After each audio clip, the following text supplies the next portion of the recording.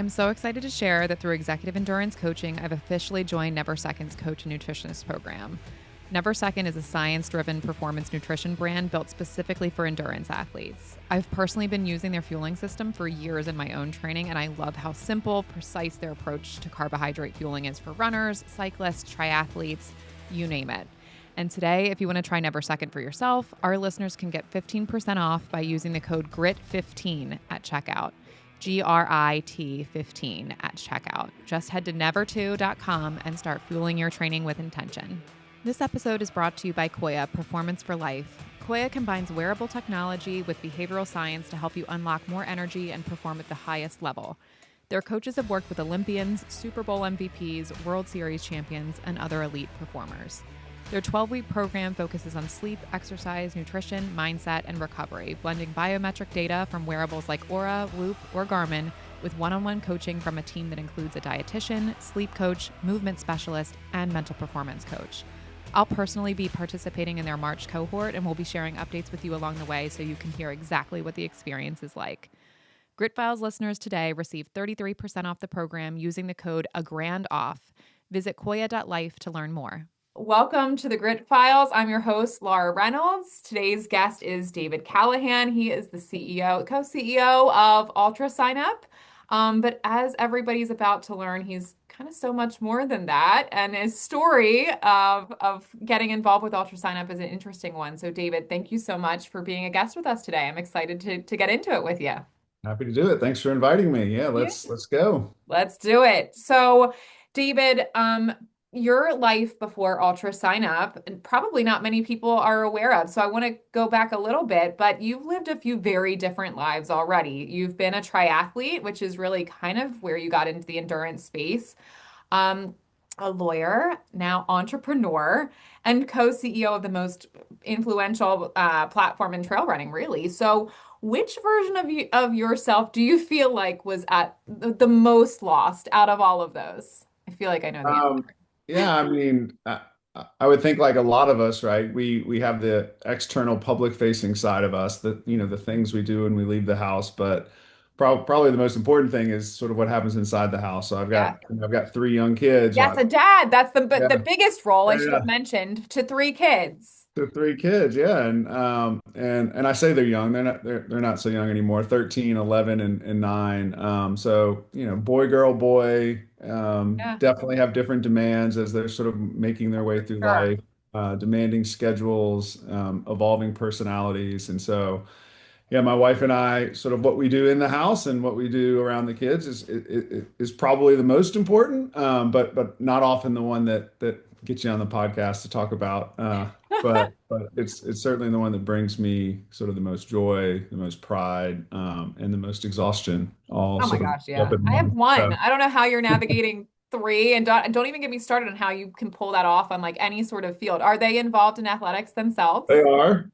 So our weekends are all about them. So Yeah, basketball, baseball, volleyball, dive. And so I was trying to tally up the other day how many weekends we actually have free where we don't have anything. And it's zero. probably 4 weekends a year, which is Christmas, Thanksgiving, the major holidays. But the rest of it, Yeah.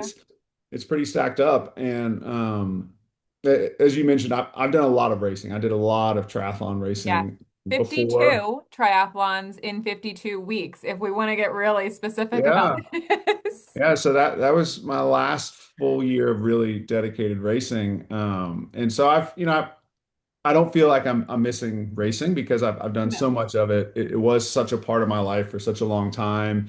And I really enjoy watching them sort of develop as their own athletes and sort of exploring Yeah. what they're in love with. And so you know, I, I definitely forego the weekend racing to go watch them play baseball or Yeah. basketball or volleyball or what it might be, and totally happy with that being the season of life that I'm in right now. So Yeah. And we're definitely going to delve into the dad path because I feel like at the end of the day, that ends up being most people's why, is their kids and like what they want to teach their kids about life in general. So we're gonna get it back into the kids part too, um, great. for sure. The way that you and I connected, I'll go back a little bit for any of the listeners that wanted some context. But the way that I connected actually with you, David, is through LinkedIn. Yeah. I think it was a cold outreach. So, but I had noticed that, outside of really running a running based company, unlike a lot of other CEOs that are running a company, you were really involved in the conversations around running in general and around endurance sport and the marketing of it, the branding of it in general. And I was just so intrigued by the fact that you were so immersed in the conversations around it. Um, and when we talked before today, about kind of where we wanted this conversation to go, we talked about, a lot of your time spent in triathlons. And while that was really fun, one of the things that stuck out to you was that there was still an element of status because there were, the bikes and the gear and all of those things. So that was still pretty prevalent. Um, but trail running feels almost anti-status in a world obsessed with that status. So do you think people are craving spaces where they can just be human again? Like, do you feel like that's kind of the draw to this world of really ultra? Yeah, I mean, you're right. When triathlon is a really interesting space Yeah. because you don't need relative. You don't need to spend a lot of money to be a Oh, you triathlete, do. but you end up doing it, right? Yes, Like you have to. you you can be a very frugal triathlete with a very basic bike, Mhm. choosing races that don't require wetsuits, like really like, but the sport tends to have a way to really expose the gaps in Yeah. wealth. And it's a funny thing because there's some true wealth in the sport, and there's some people that are riding bikes that are more expensive than their cars in the sport as well, right? Right. And so there's like Wild. true wealth, and then there's a little bit of fabricated wealth. Yeah. But when you show up to a triathlon and people are on now 15 or $20,000 bikes with $1,000 of wheels and $1,000 wetsuit, like you definitely feel that there's the haves and the have-nots Yeah. that are towing the line. Trail running and running more broadly, but especially trail running, I think that it has this unique differentiator in that Mhm. you really don't see the differences in wealth as starkly as you do at a triathlon. And so No. obviously there are people wearing $400 Nordic shoes and they're wearing Satisfy shirts, right? That Oh, we if you're not in about this status space, here. they got to cover it up. If you're in the space, you understand that those things are Right. expensive, but they're not $15,000 expensive, right? Right. They are sort of simple luxuries that people can splurge on without having to really make some life-altering decisions about rent Right. or car payments or things like that. Right. And so, like the maximum amount that you can sort of flex in our sport is probably, $1,000, right? Like Right. nice shoes, nice watch, carbon pole, like all those, but probably $1,000 is the most you really can flex. And so because of that, it does create this sense that like I can be out on the trail with the CEO of a Fortune 100 company just as Yeah. easily as I could be out on the trail with my local barista at a coffee shop who's Yeah. sort of, sharing the apartment with three or four roommates, right? Right. Just sort of making do. And the beauty of it is once you get out on the trail, especially the further removed you get from a trailhead, I think the closer the bonds get, right? Yeah. One of the biggest differences of road running and trail running is, if you're in the middle of New York City and you're running and you're having a bad day, you can just drop off and jump in a cab and sort of ride back to wherever you are. Right. You're never so far away that you have to depend upon the people that you're with. Yeah. And with trail running, like the further you get away from that trailhead, I think a little bit intuitively we feel like, all right, like I'm helping these people, they're helping me. We're out Yeah. here together. We're all on the same plane. Like we got to get through this and get back together. And I think as more and more people experience that's what you're seeing in the growth of the sport. Yeah. It's not the YouTube videos sort of highlighting races. It's not the new Gorp core look that everyone's talking about. I really think it's that experience that people get out on the trail with other people Yeah. that is really at the core of sort of driving the growth of the sport. It's so true, and it's a magical thing. Like for anybody who hasn't experienced it, you really can't even explain that feeling that takes place. And it actually brings me into my next point. But in a lot of industries, people lead with what they do. Like that's just kind of human nature is to be like, oh, I'm the CEO of this company or I'm the president of this company, and that's what they lead with. But in trail running, it's so cool because people lead with their stories of suffering, of humor, and shared experience. So why do you think that culture resonates so deeply? I think it resonates because it's the through line of the sport, right? Like for a lot of people, they came to trail running not because they felt like this was the place they could run the fastest, Oh, right? right. It's just not, right? If No. you want to go run fast, like you start on the track and then you move to the road, Yep. and trail running is never in the equation of where can I go to run my fastest. And No. so there's different reasons that people come to trail other than speed. And I think because that's how everyone finds trail, that's the natural question that they want to ask everyone else is what's your story or what brought you Right. here? And if you're new to the sport and curious about it, like go hang around the finish line at a road marathon and just listen to the questions that are being asked, then go to the finish line at a trail race and just ask the questions that are going to be Yeah. asked. And I would venture that the questions that are going to be asked at the road is what was your time, right? Yes. And the questions in the trail is like, how was it, right? How was your Right. like to tell me about it, like Right. with no Did concern you about, throw up? Did you yeah, I poop in mean, the woods? yeah, I mean, it's just like time, unless you're at the front end of the pack, time just is not on the list of priorities of things that people care about. No.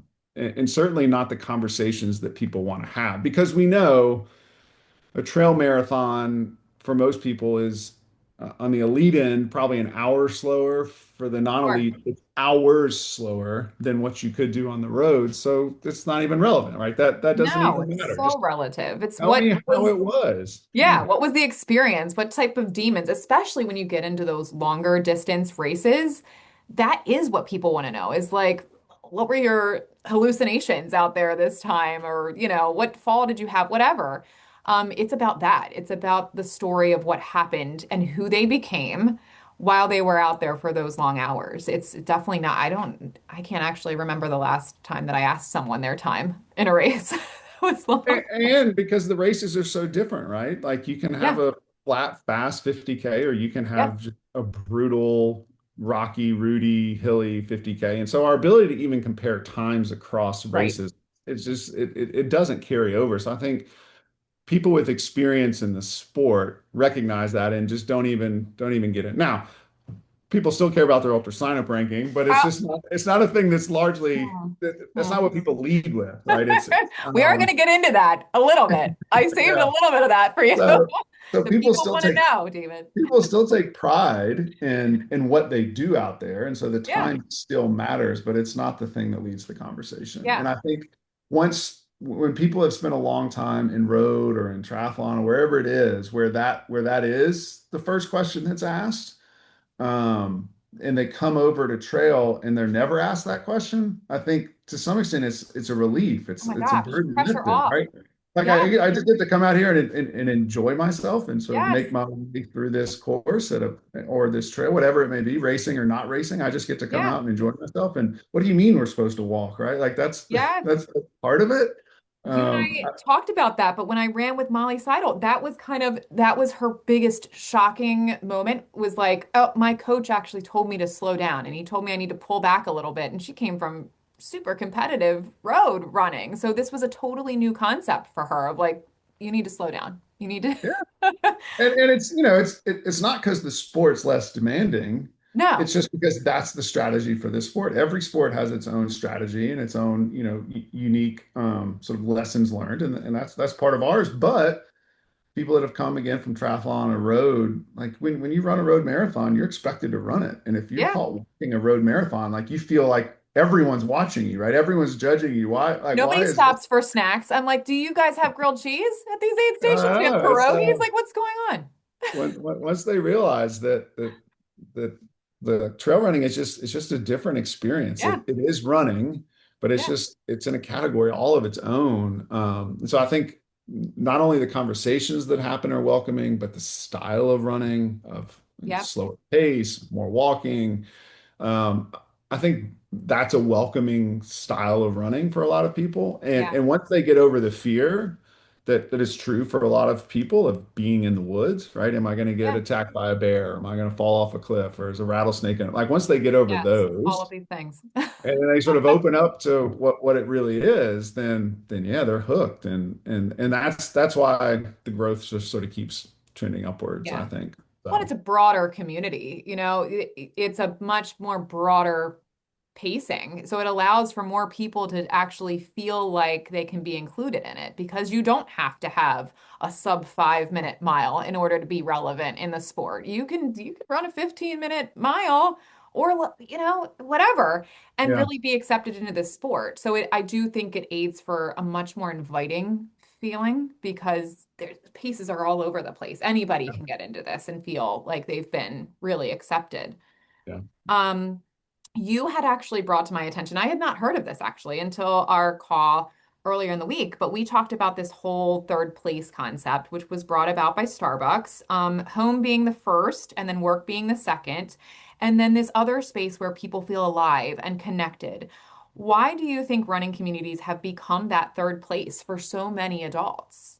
Yeah. So the third place concept is really interesting. It's one that when you hear it, it starts to really make sense. Yeah, And I I love think it. that you've seen a lot of third places sort of evolve or come about and evolve over the past 15 or 20 years. Starbucks being a good example of it. Ralph Schultz, the sort of founder of Starbucks, really took inspiration from what he saw in Europe, pubs and cafes where again you like stripped away societal norms and you'd be sitting at a pub with the president of the company or the Yeah, line worker and sort of enjoying each other's company at the end of the day before they headed home.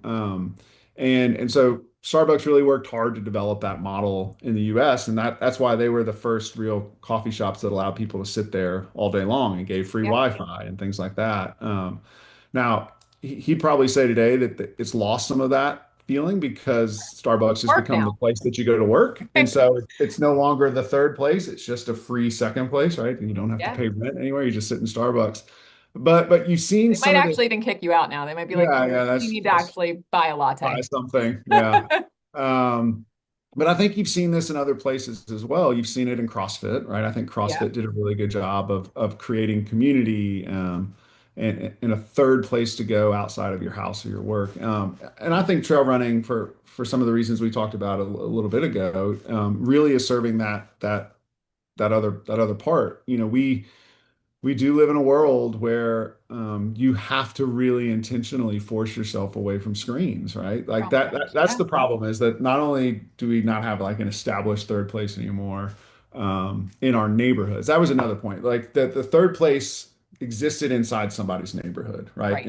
And you saw these pubs that were neighborhood pubs that existed all across the UK. You had these cafes in Italy that existed in all these little pocket neighborhoods, and that was your third place. And so that's why you saw Starbucks popping up all over, and, Right. several within a city center really was designed so that people could have their own sort of neighborhood cafe. And so for us, for trail running, like one of the key components is like we need a place to deliberately get away from our screens. We need a place separate from our home and our work, and it needs to be close for a lot of people. And so Right. that's why I think it became a logical place for the third place to Yeah. develop. And once you got there, you can't force the characteristics of the third place upon anywhere. It No. just sort of has Like to, organically yeah, happens. it has to organically come about. And so Schultz sort of forced it in Starbucks, and he was able to make it work. But for us, it's getting out on the trail, getting removed from like your example of running with Molly, right? Pretty unbelievable that you just showed up at a Yeah. trailhead and Molly Seidel pulls up and you take off running with an Olympic Yeah. runner on the trail.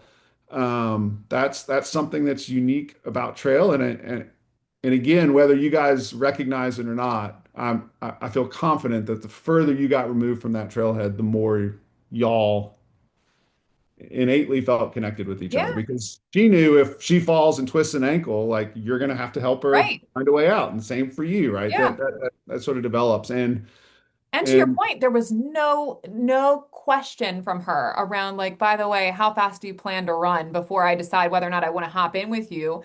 I could have been running a 21-minute mile. She didn't know, but she just wanted the company of being out there. And it was just so cool because I knew her pace. I knew how fast she was capable of running based on her experience in road.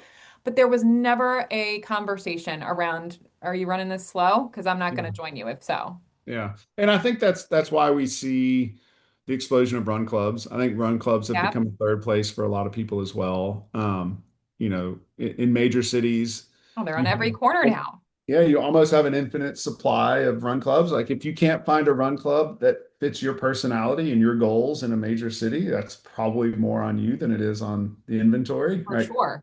It Yeah, exists. And so I think, people are increasingly one thing COVID did was it showed us we don't want to be in our home more than we have to be. for sure. Yep. And we don't want to be at work more than we have to be. COVID didn't force that upon us. We've all known that for a long time.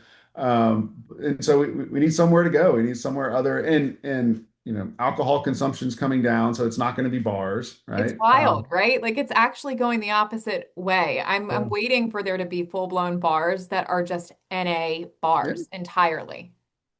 I mean, when we do big activations at Western States, we do this big thing at Forest Hill every year where we're like we call ourselves the unofficial official hydration station Yeah, at Forest Hill. And every year we show up with big coolers of water, athletic brewing big and coolers of beer, and then athletic brewing. And inevitably we're out of the NA beer before we're out of yeah, anything else. And and so like liquid part, death, like what that came onto the scene and everybody's like, yes, all yeah. of that. So it's a real trend, right? It's a signal that's continuing to grow. And so yeah, that I wouldn't be shocked if mocktails and NA Yeah, beer and all that is evolving that there does develop because for a lot of people, alcohol became the thing that you had to consume to yeah, be around other people, right? And it was it did soften the edges for a lot of people and sort mhm, of led to conversation, but I'm sure there's other ways that can be sure. sort of materialized. No, So yeah, I that's the love third it. place. Anyone that's interested in building community, it's a concept to dig into and try to understand. It's hard to build digital third Yeah, places, right? yeah, That's super hard to do, but in the physical world, I still think there's some pockets. So anyone that's wanting to build a run club or wanting to build a race or wanting to build like an in-person community, really understanding the third place. And Ralph Schultz embraced it, but there's a lot of books, there's a lot of yeah. research out there that he leaned on to sort of fully understand it as well.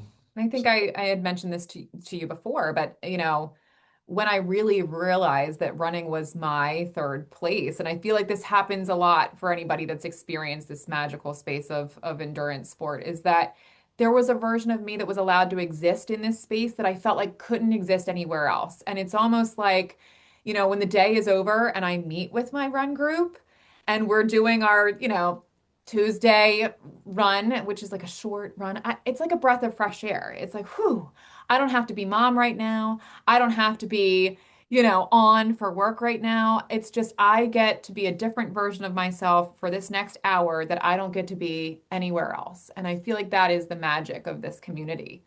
Yeah, and you probably, if you have a moment of self-reflection, if there is a repetitive place that you go to that you are very excited to get to immediately before that, that's probably your third place, right? Yeah, So to your point, like yeah, Tuesday at 10 a.m. when you're thinking about going out Tuesday afternoon with your group of friends, yeah. that's probably your third place, right? Yeah, it's almost when you're like dating, like when you're in a relationship and you just kind of know, you're like, wow, I really want to keep coming back to this person. And Yeah, that's how you know. It feels like you're coming home in a weird yeah. way. Very So cheesy. Very cheesy of me to say, but we went there. Want to pivot a little bit into your entrepreneurship transition. You said that there was a moment, and I love this because I feel like so many people who go into this entrepreneurial space have this exact moment and this exact thing that comes into their brain, but you said there was a moment in law where you realized, I don't know what I want to do anymore, but I know for sure that I don't want to do this. I Yeah. coach so many people around that because my full-time job is that I'm an executive business coach and life coach. And that is the thing that people come to me about is like they don't exactly know or have figured out where they want to go, but they absolutely know that they're done with where they are. So that's a terrifying realization for a lot of people. What did that season feel like emotionally for you? Yeah. So, I'd practiced law for years and years and years. I had started my own. I had two law firms going at the same time that I'd started. It was a very schizophrenic life, and I was doing litigation all over the country. It was estate litigation, so arguing about mom and dad's money with Yeah, with the new stepmom or stepdad or step whatever it was. So got it to was see this. all the ugly. Yeah, it was like real contentious Yeah, interpersonal drama. And I had young kids at home and I'm arguing all over the country. And at some point I just realized like I'm good at this. And that's unfortunate. right. Because being good at it allows me to make money doing it, but I don't enjoy it. And I don't know what I want to do next, but Yeah, I know that if I don't make a break, then I'll find some reason to keep going, right? Like yeah, that. So like one of the pieces of advice is like one piece of advice I give my kids, which they don't listen to because they're too young, or but they've heard it from me enough that hopefully it resonates with them is be careful what you become good at, yes, right? Because what you become good at is going to be the easiest path for you to make money. And I think it's really hard when people tell their kids or whomever they're sort of advising, like just do what you love, because it's sometimes very hard to make a living doing what you love, right? And yeah, so like it seems really like I don't know. It seems well aligned to say that, but it becomes really hard to do for most people. So I think telling people be careful what you become good at maybe is a little bit more refined. And I'm like, if for me, majored in political science and economics, and then went straight into law school and right like that was what I became good at. Had I recognized earlier on that I may not love litigation, which is hard to do in college, I probably would have chosen something other than political science and economics. I would yeah, have chosen what else to become good at other than those things. Um, so when the time came to leave, I knew I just had to sort of step out, sort of into the dark with nowhere to go. yeah. I just knew it wasn't going to be that anymore. And so my partners were surprised when I said, I, I'm not going anywhere. I'm not going to join another firm. I'm not going to start another firm. I'm just done with Like what? this. You're just done? Yeah. And I mean, I was fortunate in that I didn't immediately have to find another job. So it gave me the time and the space to just sit without any real direction. And then what I tried to do during that time was be real intentional about spending my time again out of the house, right? So a lot of Yeah, coffee, a lot of lunches, just not necessarily looking for the next thing, but certainly leaving myself open to the next thing that could come yeah, along. And through that process, really got to know Jay Kelly really well, who he and I sort of share the CEO role yeah, at UltraSignup now. And just through that process of getting to know each other and talking about ideas he had, that led us to UltraSignup. Not because we were out looking for anything, but just the act of being available hmm, and being open and being curious sort of led us to UltraSignup and then ultimately to acquiring UltraSignup. And I'm always cautious about telling that story because it was in some part really lucky, right? It was lucky that we yeah. landed on that. I mean, and so I don't want anyone sort of blindly stepping out into the dark with no plans, just Well, thinking yeah, that, oh, if because I do that, David said this business will just land in my lap and I'll be able, but it never happens that way. it, But like so, you, and before we even really get into the relationship with Jay and what came about from that and ultimately Ultra sign up, I do think people go down that same path as you did, where you outstay or you outgrow where you are because it's safe. And there had to be an element of like some courage to leave. So what gave you the courage to leave? And like because it wasn't luck just yet. There had to be So what gave you the courage to be like, nah, I don't know, but I'm gonna leave because I really hate it that much?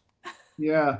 You know what gave me the courage initially was I didn't burn any bridges on the way out, Yeah, right? So I didn't pull a Jerry Maguire and like burn the whole place down and right. Like walk you could come out. back if you I could really, come really back. Yeah, I mean, so I did allow myself to almost view the period like it could be a sabbatical, right? yeah, It could be this moment where maybe if I didn't find anything else that interested me and I didn't give myself a set period of time, but I just had inside me a recognition that if I didn't find anything that interests me at some point, maybe just the distance away from yeah, the practice would be enough to get me re-energized to yeah. go.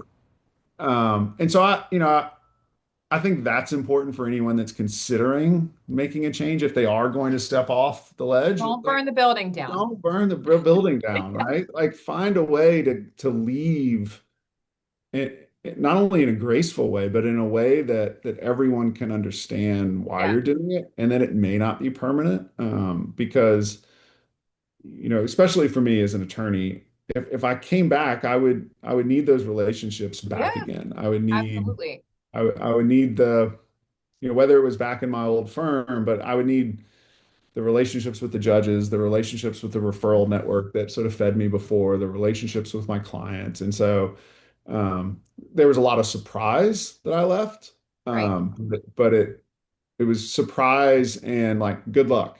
Yes, like and Was what. respect. Like it wasn't like a yeah, and I think that's really important for people to hear because I think people think they have to choose. They can either stay or they have to leave and they do feel like they have to blow the building up and just cut all the ties. And me coming from the recruiting world, I treat everybody as a reference letter, right? Like you never know who's going to ask for that last reference. And I'm always thinking like you do have to kind of step away with some grace because there is a chance that you have to come back and you just don't know how everything's Yeah, going to plan yeah. out. I mean, there's been this term that's come about since COVID, right? This quiet quitting, Yes. right? You can't quiet quit and do that Yep. because like quiet quitting is really you're really trying to force the hand of someone else to make the decision for you, Yes. right? So you're not being an ideal employee, you're not being an ideal whatever it Right. is. You see it in relationships too, right? Not being an ideal So partner to sort true. of force the other person or the other party to push you out. Yep. And if if you do that, then whether you feel like you've done it or not, you have burned some bridges. There Yeah. will be some opportunities missed if you do decide to come back. And so if people feel pulled to a path to go pursue something else, like don't make someone else push you out the door. Yeah. Like have the courage to do it yourself, and but be really intentional about what that time, how you're going to use that time, Yeah. and and explore opportunities. Be really open. LinkedIn has become a great place. Oh my gosh. I would say Yeah. LinkedIn 7 years ago really was a digital resume Yep. platform. It's certainly become much more of a professional social network, which is what I think LinkedIn wanted for a long time. And so, I'd encourage people like develop a profile on there, not just Yes. the actual profile itself, but develop your own voice, develop your own POV Yeah. on maybe not even in the industry that you're in, but the industry that you want to be in, Yeah. and just be patient with it. It takes time, but start really leaning into that if you have this goal, this aspiration of leaving something Yeah. stable for something unknown in the future. Well, I talk to a lot of my coaching clients about this too, because a lot of them are looking to kind of rebrand their resumes, rebrand on LinkedIn. And I tell them it sounds cheesy, but there is an element of manifestation that you kind of need to do here on LinkedIn. And people, their default when they're building a resume or a profile on LinkedIn is to talk about what they've already done. And I'm like, well, why would you do that if you're leaving the thing that you've done? Like people need context for your background so that they know what your capabilities are.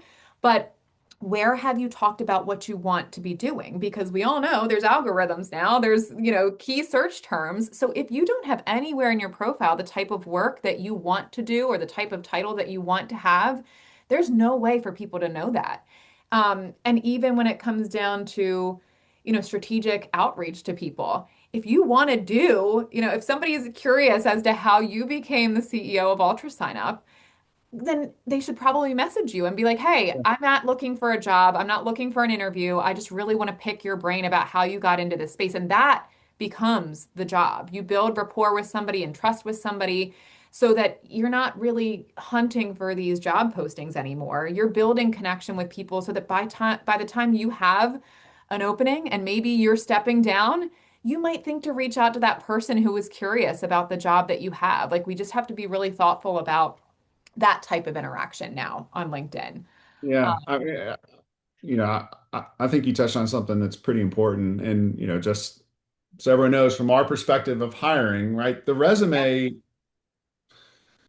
I don't know. I know a lot of people spend a lot of time on resumes because it Yep. feels so important.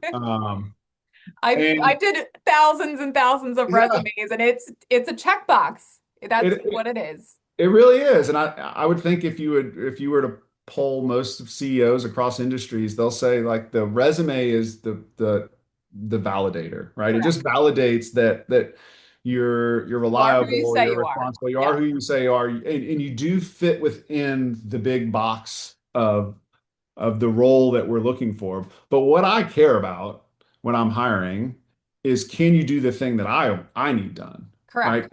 And the thing that I need done, you've never done before because my business is different than every other business you've ever worked in. So what I really need to know about you is, are you adaptable? Are you Yeah. flexible? Are you curious? Are you energetic? Are you passionate? Right? Those are the things I need, and not just like listing those adjectives in your resume. Like I've got to really feel it. I've got to really Right. see it from you. So you got to figure out some other way to convince me that if I'm filling this social media role, right, that Yeah. you are the person that can do that for me. Even if your resume doesn't have all those, Right. like if you haven't been a social media specialist for the past 15 years, like can you do it for me now? And so I would encourage people to be more forward looking than retrospective Yeah. because I think they spend so much time on the past. And again, like our business is different than anywhere else you've ever worked before. And I would imagine that's the case for everybody. And So so, true. I see it all the time. So I'm glad that as somebody who has hired talent before, you echo that sentiment of like, no, it's really about just who you are as a person, what's your drive now, what motivates you now, and can you do this job now? And just the importance of reaching out to the right people. If you are interested in the job that somebody has, talk to them. Talk to them about that job. How did you get involved with this company? How did you get involved in this space? And people are pretty willing to talk about what they do. yeah. We're still humans at the end of the day. Um, so I love that you kind of had that same sentiment. Yeah. I mean, Um, I, I try very hard to respond to just about everybody on LinkedIn, unless it's clearly an effort to yeah. sell me something. Oh God, But thank God I made the cut. Thank God. anyone that's sort of curious about my journey, curious about the business, like truly curious, the odds are I'm gonna take a call with you Yeah, and give you time to chat about it. Just, again, because you know, from a professional standpoint, I have no idea where that conversation may lead, right? So you right. got to be open professionally to have these conversations. But second, you know, I, people do want to find their way into the endurance industry. Yep, They do want to be in the running space, and I do recognize that I sit in a position that I have access to information, I have access to knowledge, I have conversations that can be helpful to people that are interested in making that leap. I 95% of the time don't have a job opening, don't know where a job right, opening is, don't know how to answer the question of how do I make the leap from finance to trail right. running. But I can have a conversation with you Yeah, and talk to you about it. you can help connect some dots. And you've done some hiring. I mean, we'll talk about it, but you had one part-time employee when you started, so you've come a Yeah, long way. it's been a long journey. Yeah. Um, Um, I want to go back to your relationship with Jay a little bit. So you and Jay bought UltraSignup during one of the most uncertain periods imaginable, and that was COVID. There was a moment where you actually pulled out of the deal because you thought the platform might collapse during COVID. So what ultimately made you take the leap anyway? Because there was a moment where you're like, ah, I'm out of here. But yeah. what ultimately was like, all right, let's do it. Yeah. So, Jay and I. like I said, got to really know each other about 2019, and through that process of just spending time together and chatting about ideas and whatnot, one of those ideas we felt was interesting enough for Jay to go talk to some of his race director friends in the space, and through that conversation, we pretty quickly learned stop focusing on the app and listen to this other deal. UltraSignup may be for sale. So Right. it wasn't really on the market, but again, us just sort of being open to conversation led us Yeah. to it. And so we pretty quickly pivoted to entertaining the idea of could we take on UltraSignup. So there's a group of five of us in Nashville, five friends, two of my old law partners, one of my old clients, and Jay, who decided that we wanted to make a run at UltraSignup. And so Jay flew out to Reno, where Mark Gilligan lived, and him and Mark would run on the trail and talk about UltraSignup, and Mark would Back to be the trail. See. back to the trail, yeah. Mark would be answering customer support calls while they're out there running. Like it's just again, it's when you have a platform like that and you've got one Yeah. part-time employee, there is no escape. And that was one of the primary reasons that Mark was looking to move on. It just became so all-consuming. Um, and so that was late 2019, early 2020, and we had submitted a letter of intent to purchase the business in March. And obviously, COVID landed in March. Sort of crazy to think back to that time when we thought COVID would be a week, right? Like a week Wild, from work, like everyone gets to wild hang out at time. home, Yeah. alcohol gets delivered to the house, right? Like this isn't so bad. And then we pretty quickly realized that that wasn't going to be the case. And so what happened at UltraSignup is like almost overnight, the entire business just almost went to Yeah. zero. I mean, Lights out.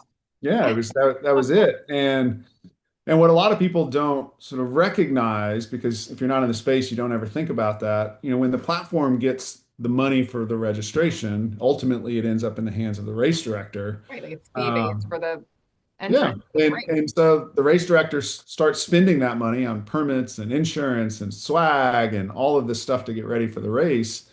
And then when all those races get canceled, what we were expecting to see was the runners would ask the race directors for their money back. Hmm. The race directors wouldn't have it or wouldn't have all of it. The runners would then ask the platform for the money back through Right. chargebacks. The platform wouldn't have it because it had given it to the race director. So we expected it all to just sort of collapse. Yeah. Not because anybody had done anything wrong, but it Right. was just because that moment was so chaotic that we thought that that's what was going to happen. So we told Mark like, hey, this just doesn't make sense anymore, which he totally understood. I mean, Yeah. he saw it. Obviously was disappointed in the extenuating circumstances, but he understood. But we said, but we'll stay in touch and we'll Yeah. monitor and like so this isn't no forever, but it's no for now. And so we disengaged and watched. And so we're watching the response to UltraSignup. And at the same time, because I came from the world of triathlon, I'm watching the response in the triathlon world. And the triathletes were just losing their mind. I mean, they were suing Ironman. Like Yeah. there was such anger over Yeah. there. And then we're watching the trail space, and largely, I'd say, 95% of people were supporting the race directors, and they were saying, "Hey, like we get it, Yeah. just give me a What can you rollover do? credit or keep the money. I don't need a credit, right? This is a tough time for everyone." The 5% or 10% of people that were asking for refunds really needed it, right? Like we removed from that period of time, we do forget how scary and hard it was for some people. There were Yeah. some people that needed the $200 back or $300 Yeah. back. And so when we looked at those two different extremes, we felt like that the trail running community was special in the way that they were supporting each other. And so even though we didn't know what the future held, in July of 2020, we re-engaged with Mark and said, all right, like we remain interested. We feel like we know where the Yeah. bottom is. We don't know how long recovery is going to take, but we can base a deal off of where we know the bottom is. And so we re-engaged, and then we proceeded to close September 25th of 2020. Still at the height of it all. Yeah, and yeah, like the story of the closing is crazy because we had to close at a park. and we all had to be at separate picnic tables. And the notary, like, was a mobile notary who had to come in for us to sign all the paperwork. And we all were masked in this park. And That part I did not know, which is yeah, wild. when you think back to it, it's like, oh my gosh, just total irrational confidence Yeah. that this would all work out. And and again, super supportive wives that let us mortgage No, the can't even houses and do all imagine. this stuff, right? Like it's just crazy. If anyone were to have come to me and said, "Hey, I'm thinking about buying this platform in the middle of a global pandemic with uncertain revenue going forward. Oh, and by the way, we want you to come to closing, but you have to be at this park." And I would have been like, "You're crazy. What do you like? That makes no sense." But we were just optimistic that Yeah. somehow, some way, it was this couldn't be forever, that it was going Yeah. to come back. And so we, you know, sort of like taking the step out, leaving the practice of law, we took a big step and said, like, we're willing to take over the stewardship of this platform and try and carry it forward, even in a world that was still like so wildly uncertain. Yeah. So And I mean, you were up against a couple of different things. You had the financial piece of it, obviously, where you kind of were pretty much starting in the hole by a yeah, lot. yeah, So even when you started like make money, quote unquote, like you weren't making it yet because you were having to really make up for what you missed when you took it over. yeah, Then you have this piece of one part-time employee. So you realize, okay, now you're up to 20 people across the country, but obviously some hiring was involved. So there was that piece of it. But then there's something really vulnerable about entering a tight-knit community where people don't know if they can trust you yet, which we yeah. talked about. So what was it like stepping into a sport where people had very mixed feelings about the acquisition? They don't know who it is that bought this platform. What was that like? Yeah, it was I don't know, careful what you wish for is sort of like Right. the message. Because when we bought it, I guess, like, naively we thought the sport would be thrilled, right? It wasn't a Right. private equity company that bought it. It was like some No. Who the some heck some are guys you? that, but what we realized pretty quickly, especially with a national platform, is you don't get to control the narrative. And so Right. the one of the narratives that spun up pretty quick was that it was a private equity company, like that Mark had sold to some financial institution, and they were gonna, obviously change the sport. Right. And there was also this contingent of race directors who had frustrations with Mark, or frustrations with the platform, So you that, inherited some of their yeah, that you market. you don't find this stuff in due diligence. It's not a normal question. You only get exposed to it after the keys get handed over to you. And so Right. what we learned was there was a contingent of some race directors that had begun a campaign quietly before we bought the platform to try to get a huge percentage of the race Yeah. directors to leave en masse at once. They're like And at your house with torches I that were mean, meant and for Mark. so and so we came in, and then we learned about that probably a month after we Yeah. acquired it, which, by the way, is the busiest time for our platform. So October, November, December, Yeah. January is like most hectic time. So during the most hectic time, we learned that there was a contingent of these race directors that were, trying to that had issues with Mark, that were continuing to be frustrated, that were trying to get everyone to leave. Yeah. And so Jay and I ended up having to go on this Zoom tour because we couldn't Right. go to Like 10 to people. 15 a day, 10 to It was 20 a wild. day. I mean, and anyone that spends their time on Zoom a lot of the day, you recognize it is absolutely exhausting. And Yeah. so day after day after day, like we couldn't fight the fires of like pushing the platform forward. We just had to fight the fires to keep the thing from collapsing around us. And I have this the story of the first year. So June of 2021, we'd met this guy named Bob Crowley, Yeah. who's a great guy out of the Sacramento area. He became a real early ally of ours and friend. And so for the 2021 Broken Arrow Western States weekend, he said, "How about you guys come out here? You can stay in my house, and I'll introduce you around to Yeah. some people in the region." And so Like, absolutely. And Oh, so we flew okay. out there, and Bob's very deeply connected with the Western States community in that area. He takes us to the Wednesday night run that used to be at the aid station in Auburn. Yeah. Um, and we walk in and I start meeting people and like, oh, you're the person that bought UltraSignup. Like, what a mistake, right? Like you have no idea. Like everyone's about to leave. And I'm like, oh my God, Oh, like what is thanks. it? But Bob, yeah, I tell him this almost every year when I see him out in Tahoe. Bob, it was very kind for Bob to put his arm around us and walk Yeah. us around and introduce us We love and, Bob and for that. help people like get to know us, right? And give people an opportunity to ask us questions, ask what our motivations were, like why did we do it? Why are we here? What are our plans? And then Luis Escobar, who's one of our race directors. He's the photographer for all the photographs in Born to Run. Like he's an exceptional human being. He's Yeah. also a podcast host. And he had us on his podcast in June while we were in Tahoe, and he went out on a limb and he said, "Look, I've met these guys. I've spent time with these guys. Yeah. Like we can trust these guys." And it was those things. It was those little things early on that people did that was just little acts of kindness to us. What Bob did, what Lewis did, and there were a handful of other Kind of ones bring you in. that, yeah, that slowly started to turn the tides. But I remember TRE that year, so that was TRE of Mm. 2021. I'm walking around still like wide-eyed, trying to fully understand the space and the sport and the opportunity. Yeah.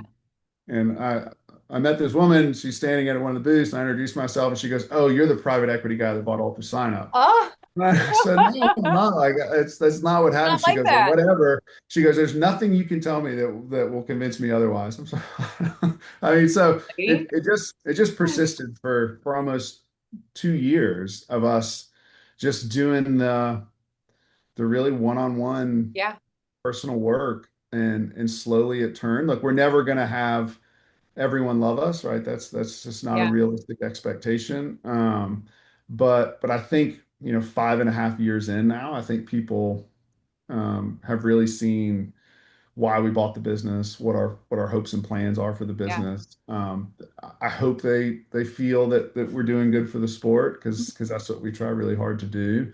And those early days just remind me of how fickle business relationships can be, right? Yeah. And how quickly narratives can spread that are that can be really damaging. And so So true. so anyway, business is never easy. It's hard every day.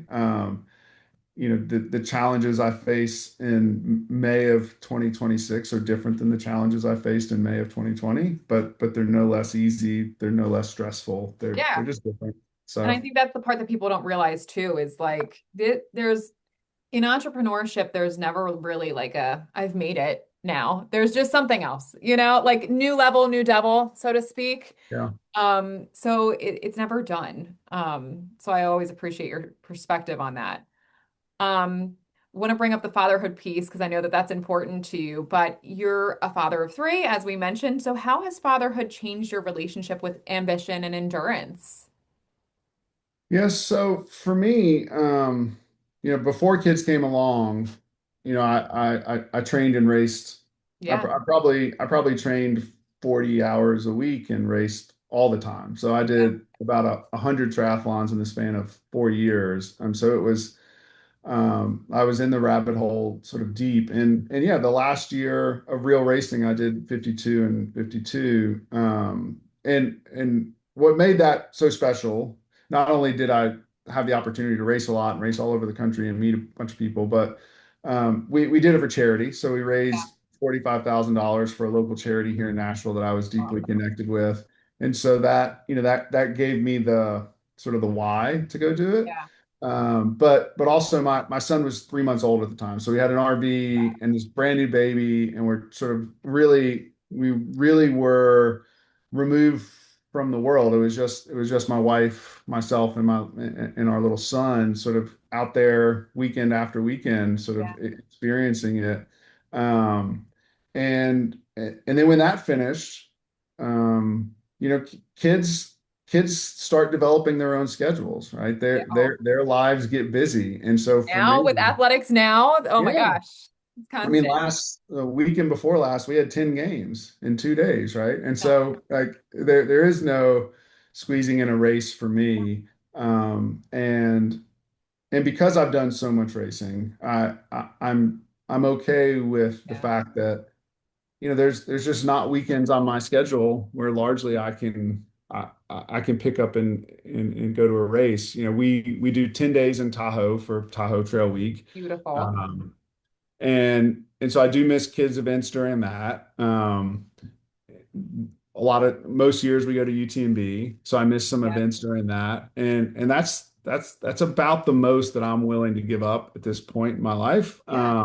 for that, because I also recognize that, you know, the weekends of that are they're finite, right? There'll be a point in time where my Yeah. kids are in college, and like I periodically get a phone call from them, right? And they give me Right. up, and those will be the weekends that I have time to go run and do these other things. I still like to think I stay in relative racing shape, so I Yeah. do find time to exercise, but it's not. Definitely different. Yeah, and it's a Yeah. warning I give people about the sport is like be careful getting into the sport, because most of the people that I interact with in this sport run and race less once they get in the sport than before. Yes, we talk about that a lot. Yeah. It's just for me, when I was a lawyer, triathlon was the escape from Yes. the job that I didn't love. And so that was the thing that I really looked forward to and really enjoyed, because I didn't love the work that I was doing. Yeah. Now that I love the work that I'm doing, I'm more willing to stay at my desk. Mhm. Have a less healthy relationship with my phone. And so, if you end up, and I'm not telling people to work, like if you love running, probably the best way to stay running is to have a job that you hate. Right. So true. If you end up finding a job that you love, you probably will run less. Yeah. Because or maybe maybe your connection to running was just different than you believed it to be. Yeah. It was the outlet that you needed, and if you don't need an outlet anymore, then maybe it suffers. But I try to warn people, it's very hard to have both, right? If you get Yeah. hired to work at UltraSignup, the expectation is you're working, right? It's not so you can go trail running all the time, right? It's so Yep. you can do the So work so true. other people can go trail running. Exactly. Um, so so I have a very different relationship with it now that my kids are here. Now, I will say this. I've um, Kids growing up in the house of a father who works in the space creates unique kids. Yeah. So, my oldest son has done a race with me. We did Loon Mountain up in the Northeast. My Every year, my kids at their school have this thing called the Hornet Hustle, which is a 6-week mile competition that started out very innocently as over 6 weeks, see if you can accumulate 26 miles. So you can do like marathon, and it has Oh, to be dedicated miles. So go out for a walk, go out for a they had to run. know that that was going to be a massive thing in your house. Yeah, and so it became just a thing for my kids. So Yeah. 3 years ago, my oldest son decided that he wanted to set the record. And so he went off and did 300 miles. My my daughter did 185 miles, and my kindergartner at the time did 185 miles. And I'm so sorry. now it's just crazy. So now every year, like the Callahans do hundreds and hundreds of miles. So now my youngest son, because my Yeah. oldest has moved out of the school, my youngest son now holds the record. It's 325 miles, which we just finished a few weeks ago. So again, like for me, my season of racing and all that stuff is Yeah. on pause, but I'm watching the kids do it, and it ends in a race, a 1 mile race at the end of the 6 weeks, and it's not only has it turned my kids into these sort of maniacs of Yeah. mile and accumulation, but it's also been really good for the school. So now there's probably 100 kids that get over 100 miles. Yeah. And they're all out there before school on the track. They're out during recess. They're out after school. And so it's created a a culture at the sport at the school that is developing a love of running for these young kids that just didn't exist when I was that age. You know, for me, running a mile at school would have Oh my been like gosh, the most torturous. I Like hated it. I they hated it. Oh, they do it every day in gym yeah, now because they've developed a relationship with it when they're young. yeah, So that's how my relationships evolved. They live in the house with yeah. a crazy dad who works in a crazy sport. So It is cool. And it is, it's funny you say that because it's a blessing and a curse for your kids to witness that lifestyle because my daughter has kind of taken to it the same way. And she is the coolest. Like, I have a lot of really cool friends that I surround myself with. She is by far the coolest human that I interact with, by far. And I do think a lot of it is attributed to her exposure to the mindset that you need to get through a hard endurance effort. It's not even necessarily like the competitiveness of it, but like she gets to see the mindset that gets developed when you're doing this hard thing. And she has, very similarly to your kids, um, they run a 1 kilometer path around her school twice a week. And it's yeah, not meant to be a race. But Emerson has made it a race. And yeah, now it's this competitive thing in her class. And I will never forget how proud I was. She came home and she's 8. And when she asked me, she was 7, but she wanted a Garmin. She was like, I want to track this. I want to actually see how fast my mileage is. I want to actually practice this thing. And I was equal parts terrified and proud because I was like, God, have I created an absolute monster? But it's so cool to watch how it trickles down to them and what it means to them to try hard and to do hard things and to be good at doing hard things. So I love that. yeah. And it's, you know, there's been this sort of article I've been wanting to write. Maybe I'll write it after this. But you know, we talk about the running boom, and Yeah, it's real. I mean, it's you know, you don't have to squint at the data to see it. right. It's very obvious, and it's truly obvious in trail. Yeah, And the part of that that doesn't get discussed is when you've got generations of people discovering running, their children are watching their parents discover running. yes. And that is going to establish a different relationship with that generation with running that we can't even really calculate yet. Yeah, And that's why I think the running boom is not this thing that's going to have a 5 to 10 year lifespan.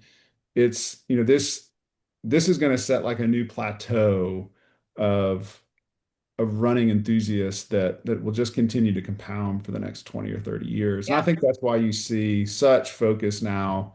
You know, Nike's refocusing back on running, right? They really feel like they Not have walking. There better be no walkers for no running. walkers. Okay. But you know these when you see these, you know, we talk a lot with non-endemic brands, not like we're not working with them, but we are talking with them about the running space. Like Yeah, they are paying attention.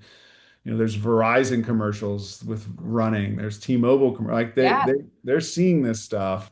And so I'm excited for the next 10, 20, 30 years because my kids, your daughter, right? But yeah, this is a relationship that's building a foundation that I'm sure they're just going to keep building on top of. yeah, So, yeah. It's so true. Um, Before I wrap with you, because I feel like I've taken 2 of your days this week, oh, which it's I'm been so great. grateful. But I have a burning question that the people want to know. Oh, okay. The people is me. I need to know. Okay. We're going to bring it back into the law experience here, but also the platform.